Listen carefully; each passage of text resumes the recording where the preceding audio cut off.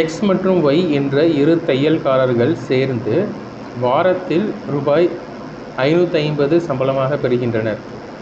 ஒய்யின் சம்பளத்தில் 120% எக்ஸ் சம்பளமாக பெறுகிறார் எனில் ஒய்யின் வார சம்பளம் என்ன? இதுதான் வந்து கொஷின்னு. இப்போது எக்ஸு ஒய் அப்படின்னு 2 பேர் இருக்காங்க. ஸோ ஒய்யினுடைய சம்பளத்தில் 120% யார் வந்துட்டு இது பண்ணுறாங்க, பெறுறாங்க? எக்ஸ் வந்துட்டு சம்பளமாக பெறுறார். 120%னா எப்படி எழுதலாம்? 120%னா 6/5, சரிங்களா? 6/5 தான் வந்து 120%. இப்போ வந்துட்டு ஒய் வந்துட்டு 5 ரூபா சம்பளம் வாங்குறாருன்னு வச்சுக்கலாம், சரிங்களா? ஒய்யினுடைய 120% தானே எக்ஸ் வந்து வாங்குறாரு. ஸோ ஒய்யினுடையது 5 ரூபா அப்படிங்கிறது சம்பளம்னு எடுத்துக்கிட்டோன்னா 5ல் 120% எவ்வளோன்னு பார்க்கணும். 5ல் 100% 5, 120% 6, சரிங்களா? ஸோ இவருடைய 120% தான் எக்ஸ் வந்து வாங்குறாரு. இவருடைய 100% 5, 120% 6.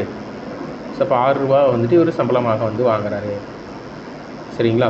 அப்போ இவங்க 2 பேருக்கு இருக்கக்கூடிய ரேஷியோ என்னென்னா 6:5. இப்போ 550 ரூபா சம்பளம் கிடைக்குதுன்னா இவங்க என்ன பங்கை பிரிச்சுக்கோங்க. இவர் 6 ரூபா எடுத்துக்குவார், இவர் 5 ரூபா எடுத்துக்குவார். அப்போ மொத்தம் 11 பங்கு. 11 பங்காக பிரிச்சிடலாம். 11 பங்காக பிரிச்சோன்னா ஒரு பங்கு எவ்வளவு? 50 ரூபா, சரிங்களா? 50 ரூபாங்கிறது ஒரு பங்கு. அப்போ அதில் வந்துட்டு 6 பங்கு எக்ஸ் வந்து எடுத்துக்கிறாரு. ஸோ 50 × 6 300, 50 × 5 250. அப்போ 550 ரூபாயில் 6 பங்கான 300 ரூபாயை எக்ஸ் வந்து எடுத்துக்கிறாங்க. 5 பங்கான 250 ரூபாயை ஒய் வந்து எடுத்துக்கிறாங்க, சரிங்களா? நெக்ஸ்ட்டு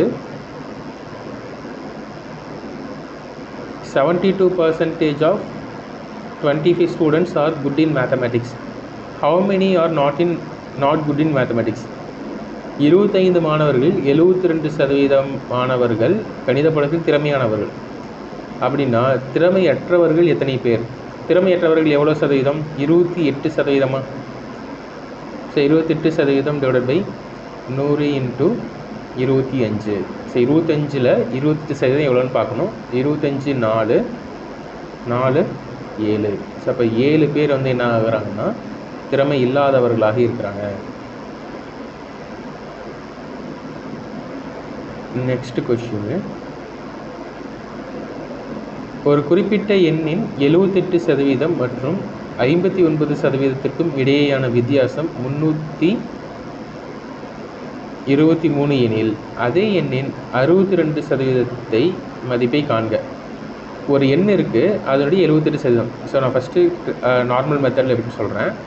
ஒரு எண் எக்ஸ் இருக்குது, எக்ஸினுடைய 78% இதுக்கும் 59%த்திற்கும் இருக்கக்கூடிய வித்தியாசம் எவ்வளோங்களா? 78% தானே பெருசாக இருக்கும். அப்போ அதுலேருந்து 59% கழிச்சோன்னா 323 வருங்களா? அப்போ 78%ல் 59% எண் போயிடுச்சுன்னா என்ன எவ்வளோ சதவீதம் இருக்கும்? 60ன்னா 18 19 இருக்கும். இல்லை 19 இருக்கும். ஸோ 19% இருக்கும்.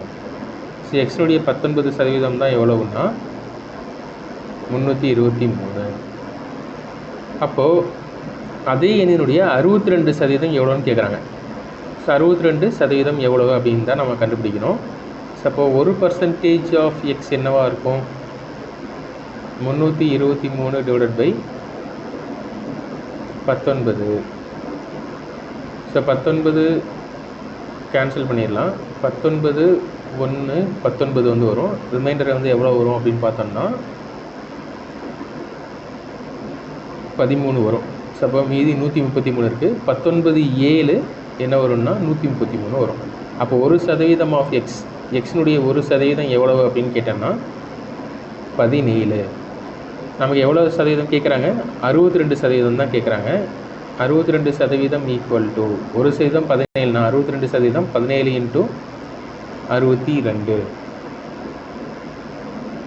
சரிங்களா. ஸோ இதில் வந்து லாஸ்ட் டிஜிட்லாம் பார்த்தோன்னா 8, 4, 7, 9 எல்லாமே தனித்தனியாக மாறி மாறி இருக்குது. அப்போ நம்ம வந்துட்டு இதில் லாஸ்ட் டிஜிட் மட்டும் மல்டிப்ளை பண்ணுங்கள். 7 2s are 14. 4 தான் வந்து என்ன ஆகும், லாஸ்ட் டிஜிட்டாக வரும். அதனால் டேரெக்டாக என்ன பண்ணலாம், 4ன்ற வரக்கூடிய நம்பரை டேரெக்டாக போட்டுக்கலாம். ஃபுல்லாக போட்டு பார்த்துட்டு தான் டைம் தான் வேஸ்ட் ஆகும். ஒருவேளை இது எல்லாமே 4ன்னு கொடுத்துருந்தாங்கன்னா நம்ம ஃபுல்லாக போட்டு தான் ஆகணும். ஆனால் இங்கே ஒரு ஆப்ஷன் மட்டும் தான் 4 கொடுத்துருக்காங்க. சரியா. ஸோ அதனால் ஒரு ஆப்ஷன் தான் 4 கொடுத்துருக்காங்க போது அதை மட்டும் நம்ம டேரெக்டாக எடுத்துக்கலாம்.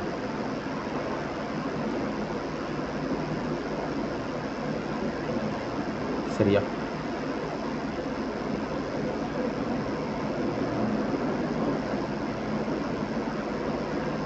Find the number which is 50%, 15% less than 240. 250 விட 15% குறைவான எண்ணை காண்க. ஸோ 240 15% குறைவான எண். இப்போ 240 வந்துட்டு நம்ம 100% எடுத்துட்டா அதில் 15% குறைவான எண்ணா அதனுடைய 85% தான் இருக்கும். சரிங்களா.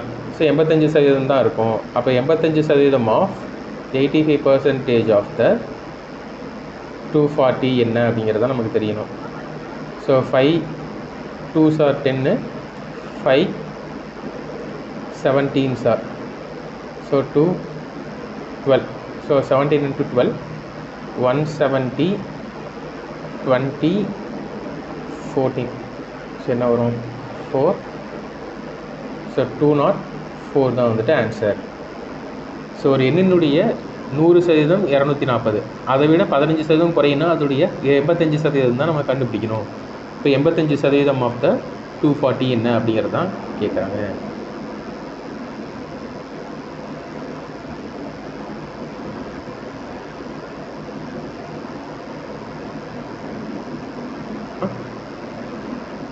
இரு எண்களின் கூடுதல் 2490. ஸோ 2 எண்கள் இருக்குது, அதோடைய கூடுதல் 2 எண்கள் எக்ஸ் ஒய்ன்னு எடுத்துக்கலாம். ஸோ எக்ஸ் ஒரு எண், ஒய் வந்துட்டு ஒரு எண். இதனுடைய கூடுதல் வந்துட்டு எவ்வளோ வருதுன்னா 2490 வருது. ஒரு எண்ணின் 6.5%, எக்ஸினுடைய 6.5% வந்து எடுத்துக்கலாம். எக்ஸினுடைய 6.5% ஆஃப் த எக்ஸ் வந்துட்டு எதுக்கு ஈக்குவலாக இருக்குங்கன்னா 8.5% ஆஃப் த இன்னொரு நம்பர் ஒய். சரியா. சரி, இதில் பர்சன்டேஜ் கேன்சல் ஆயிரும். இங்கே 6.5, இங்கே 8.5 இருக்குது. இங்கே 65x அப்படின்னு எடுத்துக்கலாம். இங்கேயும் போல் 85y எடுத்துக்கலாம். ஏன்னா ரெண்டுலேயுமே பாயிண்ட் ஒன்றா தள்ளி வச்சுக்கலாம், எதுவும் ப்ராப்ளம் இல்லை. So 5 13s are 65, 5 17s are 85. So அப்போ எக்ஸு ஒய் என்ன வரும்னா 17/13 வரும். ஸோ அப்போ எக்ஸுக்கும் ஒய்க்குமான ரேஷியோ வந்துட்டு என்ன அப்படின்னா 17:13. சரிங்களா. ஸோ அப்போ இந்த எண்ணினுடைய கூடுதல் 2490ன்னா அதில் 17 பார்ட் வந்துட்டு என்னவாக இருக்கும்னா எக்ஸாக இருக்கும், 13 பார்ட் ஒய்யாக இருக்கும். ஸோ 2490ங்களா. 2490 நம்ம மொத்தமாக எவ்வளோ பார்ட்ஸாக பிரிச்சிடலாம், 17 + 13 30 பார்ட்டாக பிரிச்சிடலாம். 30 பார்ட்டாக பிரிச்சுனா தான் 17 பார்ட் 13 பார்ட் எவ்வளோன்னு கண்டுபிடிக்க முடியும். So 3 8s are 3s are. So இப்போ வந்துட்டு ஒவ்வொன்றும் எவ்வளோ பார்ட்ஸ்ன்னு கேட்குறாங்க. ஸோ இது பார்த்தீங்கன்னா நம்ம ஃபுல்லாக போட்டு தான் கண்டுபிடிச்சாகணும். ஏன்னா லாஸ்ட் டிஜிட் வந்து பார்த்திங்கன்னா எல்லாத்துலேயும் சேமாக இருக்குது. 9 9 11 1 1 1 9 அந்த மாதிரி வந்துட்டு எல்லாத்துலேயும் காமனாக இருக்குது. அதனால் ஃபுல்லாக மல்டிப்ளை பண்ணியே கண்டுபிடிச்சிடலாம். ஸோ 83 × 17ன்னு போட்டோன்னா நமக்கு ஒரு ஆன்சர் வந்து கிடைக்கும். So 8 3s are 7 3s are 21, 7 2s 7 8s are 56, 58, 83. So 1 11 8 5 13. So 1411 அப்படிங்கிறது தான் வந்து பார்த்திங்கன்னா எக்ஸ். ஸோ இதை போட்டனாவே போதும், 1411. ஒருத்தருடைய சேலரி 50% டிக்ரீஸ் ஆகுது, அதுக்கு பிறகு திரும்ப 10% இன்க்ரீஸ் ஆகுது அப்படின்னா மொத்தமாக எவ்வளோ இன்க்ரீஸ் ஆகிருக்கும் அல்லது டிக்ரீஸ் ஆகிருக்கும், இந்த மாதிரி வந்துட்டு சம்ஸ் வந்து கேட்பாங்க. அல்லது ஒரு பொருளினுடைய விலை 10% இன்க்ரீஸ் ஆகுது, அடுத்தது திரும்ப 10% டிக்ரீஸ் ஆகுது அப்படின்னா டோட்டலாக எவ்வளவு பர்சன்டேஜ் இன்க்ரீஸ் அல்லது டிக்ரீஸ் ஆகிருக்கும் அப்படிங்கிறது வந்துட்டு கொஷின்ஸ் வந்து கேட்பாங்க. அப்போ அந்த மாதிரி கொஷின்ஸ் வந்து எப்படி போடலாம், நார்மலாக எப்படி போடுறது, அது மட்டும் இல்லாமல் எப்படி வேகமாக போடுறது அப்படிங்கிறத வந்து பார்க்கலாம். இப்போ ராமனுடைய ஊதியம் 50% குறைக்கப்படுகிறது. ராமனுடைய ஊதியம் 50% குறைக்கப்படுகிறது, பின்னர் 50% அதிகரிக்கப்படுகிறது. இப்போ நமக்கு என்ன தோணும், 50% குறைச்சிருக்காங்க, திரும்ப 50% இன்க்ரீஸ் பண்ணிட்டாங்க தானே, அப்படின்னா சேலரியில் எந்த ஒரு மாற்றமே இல்லை தானே. அவருக்கு ப்ராஃபிட்டாக லாஸா அப்படின்னு பார்க்கும்போது அவருக்கு வந்துட்டு ப்ராஃபிட் இல்லை, லாஸ் இல்லை. ஏன்னா 50% குறைச்சிருக்காங்க, 50% இன்க்ரீஸும் பண்ணிட்டாங்க. அப்படிங்கும்போது எந்த ஒரு லாபமும் இல்லை, நட்டமும் இல்லை அப்படின்னு தான் நம்ம நினைப்போம். ஆனால் அது வந்துட்டு கிடையாது. இப்போ அவருடைய சேலரியை நம்ம எக்ஸாம்பிளுக்கு 100ன்னு எடுத்துக்கலாம். அவருடைய சேலரியை இப்போது 100. இந்த பர்சன்டேஜ் டாப்பிக்கை பொறுத்தளவுக்கு ஒரு கொஷினில் எல்லாமே பர்சன்டேஜாகவே கொடுத்துருக்காங்க அப்படின்னா நம்ம என்ன வேல்யூ வேணாலும் அஷ்யூம் பண்ணிக்கலாம், எதுவும் ப்ராப்ளமே கிடையாது. சரிங்களா? ஆனால் அந்த அஷ்யூம் பண்ணக்கூடிய வேல்யூ நமக்கு கன்வீனியண்ட்டாக இருக்கணும், அதை மட்டும் பார்த்துக்கணும். இப்போ 100ங்கிறது கன்வீனியண்ட்டாக இருக்கும். ஸோ நம்ம இப்போ எடுத்துருக்கக்கூடிய வேல்யூஸ், இது வரைக்கும் நம்ம எடுத்து போட்ட வேல்யூஸ் எல்லாமே வந்து பார்த்திங்கன்னா நம்ம கன்வீனியண்ட்டாக இருக்கக்கூடிய மாதிரியான வேல்யூஸ் தான் எடுத்திருக்கோம். சரிங்களா? மோஸ்ட்லி 100 எடுக்கலாம், அல்லது கன்வீனியண்ட்டாக இருக்கக்கூடிய மாதிரியான வேல்யூஸ் வந்து எடுத்துக்கலாம். உங்களுக்கு என்ன வேல்யூ எடுக்கிறதுன்னு தெரியல, நீங்கள் என்ன பண்ணிக்கிங்க, 100 எடுத்துக்கங்க. ஸோ 100 எடுத்துக்கலாம். 100ல் எவ்வளோ பர்சன்டேஜ் குறைக்கப்படுதுங்களா, 50%. 100ல் 50% எவ்வளவு, 50 ரூபா. ஸோ 100ல் 50 ரூபா என்ன ஆகுது, குறைக்கப்படுது. அப்போ எவ்வளவு சம்பளம் இருக்கும், இப்போது 50 ரூபா தான் இப்போ இருக்கும். சரிங்களா? ஸோ 50 ரூபா தான் இப்போ சம்பளம் வாங்குறாரு. திரும்ப என்ன பண்ணுறாங்கன்னா இதை 50% ஏற்றுறாங்க. இங்கே இருந்து என்ன பண்ணுறாங்க, ஏற்றுறாங்க. எவ்வளோ சதவீதம், 50%. இப்போ எங்கிருந்து ஏற்றுறாங்க, 50லிருந்து தான் 50% ஏற்றுறாங்க. 50ல் 50% எவ்வளவு, 25. ஸோ இப்போ 50ல் 25 கூட்டணும் அப்படின்னா நமக்கு என்ன கிடைக்கும், 75 கிடைக்கும். சரிங்களா? ஸோ இப்போ முன்னாடி அவர் ஃபஸ்ட்டு வாங்கின சம்பளம் 100, ஆனால் இப்போ லாஸ்ட்டாக எவ்வளோ தான் வாங்குறாரு, 75 தான் வாங்குறாரு. 75 தானே வாங்குறாரு. எவ்வளோ குறைஞ்சிருக்கு, 25 ரூபா ஒரு குறையுது. இப்போ 25ங்கிறது 100ல் எவ்வளவு சதவீதம், 25ங்கிறது 100ல் எவ்வளவு சதவீதம் அப்படின்னு பார்த்தோன்னா 25% அவருக்கு என்ன ஆகுது, நட்டமாகுது. கரெக்டாக? ஸோ 25% அவருக்கு நட்டமாகிறது அப்படிங்கிறது தான் வந்துட்டு இந்த இடத்துல கரெக்டு. ஓகேவா? இப்போ இதுதான் வந்து சக்ஸஸிவ் இன்க்ரீஸ் ஆர் சக்ஸஸிவ் டிக்ரீஸ்ன்னு சொல்லுவாங்க. ஸோ இன்க்ரீஸ் ஆகி அல்லது டிக்ரீஸ் ஆகுது அப்படின்லாம் வந்து சொல்லுவாங்க. இப்போ இதில் இன்னொரு மாடல், இந்த சமயம் வந்துட்டு எப்படி இந்த மாதிரியெல்லாம் போடாமல் எப்படி போடலாம் அப்படிங்கிறத வந்து சொல்கிறேன். இதுக்கு ஒரு ஃபார்முலா இருக்குது, ஈஸியான ஃபார்முலா தான். +or - a +or - b +or - ab/100. இந்த ஃபார்முலா ஞாபகம் வச்சுக்கோங்க. இப்போ வந்துட்டு பார்த்திங்கன்னா அவருடைய சம்பளம் முதல்ல என்ன ஆகுது, குறைக்கப்படுதா, எவ்வளோ குறைக்கப்பட்டுச்சு, 50%. குறைக்கப்படுதுன்னா மைனஸ், ஸோ -50. அடுத்ததாக இன்க்ரீஸ் ஆகப்பட்டுச்சா, எவ்வளோ இன்க்ரீஸ் ஆகப்பட்டுச்சு, 50%. அப்போது ப்ளஸ் பண்ணுறோம் 50. சரியா? ஸோ இப்போ இங்கே ப்ளஸ் இருக்குது, இங்கே மைனஸ் இருக்குது, இங்கே ப்ளஸ் இருக்குது. ஸோ ப்ளஸ் இன்ட்டு மைனஸ் எவ்வளோ, ப்ளஸ் இன்ட்டு மைனஸ் மைனஸ், அதுதான் இங்கே போடணும். ஸோ ஏ வந்துட்டு 50, பியும் 50 /100. ஸோ இந்த ப்ளஸ் 50 -50 கேன்சல் ஆகிரும். -0000 என்ன வரும், 25. ஸோ அப்போ ஓவராலாக எவ்வளோ குறைஞ்சிருக்கு, 25% குறைஞ்சிருக்கு அப்படிங்கிறத நம்ம இங்கேருந்து கண்டுபிடிச்சோம். இங்கேயும் அதானே வந்துச்சு, 25% குறைஞ்சிருக்கு அப்படின்னு தானே பார்த்தோம். 100லேருந்து 25 குறைஞ்சிருக்கு, 25% குறைஞ்சிருக்கு அப்படின்னு தான் பார்த்தோம். அதே போல் தான் இங்கேயும் 25% குறைஞ்சிருக்குன்னு ஆன்சர் வந்துருச்சு. ஸோ இன்னொரு விஷயம் நானே வந்து சொல்கிறேன். ஒரு பொருளினுடைய விலை முதல்ல 10% இன்க்ரீஸ் பண்ணப்படுது. அடுத்ததாக 10%, 20%ன்னு வச்சுக்கலாம், 20% குறைக்கப்படுது. அப்போனா ஓவராலாக அந்த பொருளுடைய விலையில் மாற்றம் எவ்வளவு அப்படின்னு பார்க்கணும். இப்போ முதல்ல இன்க்ரீஸ் ஆகுதா, இப்போ +10ன்னு போட்டுக்கலாமா, அடுத்ததாக -20, plus into minus minus, 10 × 20/100. So இப்போ -10 -0000 -2 = -12. அப்போ ஓவராலாக அந்த பொருளுடைய விலை எவ்வளோ குறைஞ்சிருக்கு? முதல்ல 10% இன்க்ரீஸ் ஆகி 20% குறைச்சிருக்கோம் அப்படின்னா ஓவராலாக அந்த பொருளுடைய விலையில் எவ்வளோ குறைஞ்சிருக்குன்னா 12% குறைஞ்சிருக்கு அப்படிங்கிறது தான் வந்துட்டு ஆன்சர். சம் பார்த்தோம். ஸோ முன்னாடியே ஒரு சம் பார்த்தோம். என்ன சம் அப்படின்னா, இந்த சர்க்கரையுடைய விலை அல்லது அரிசியினுடைய விலை இவ்வளோ இன்க்ரீஸ் ஆகிருக்கு, அப்போது எவ்வளவு நம்ம உபயோகத்தை குறைக்கணும் அப்படின்ட்டு ஒரு கொஷின் வந்து பார்த்தோம்ல, அதே கொஷின் தான். கொஷின் மட்டும் வேறையாக இருக்கும், ஆனால் அங்கே என்ன ப்ரொசீஜர் பண்ணணுமோ அதே தான்.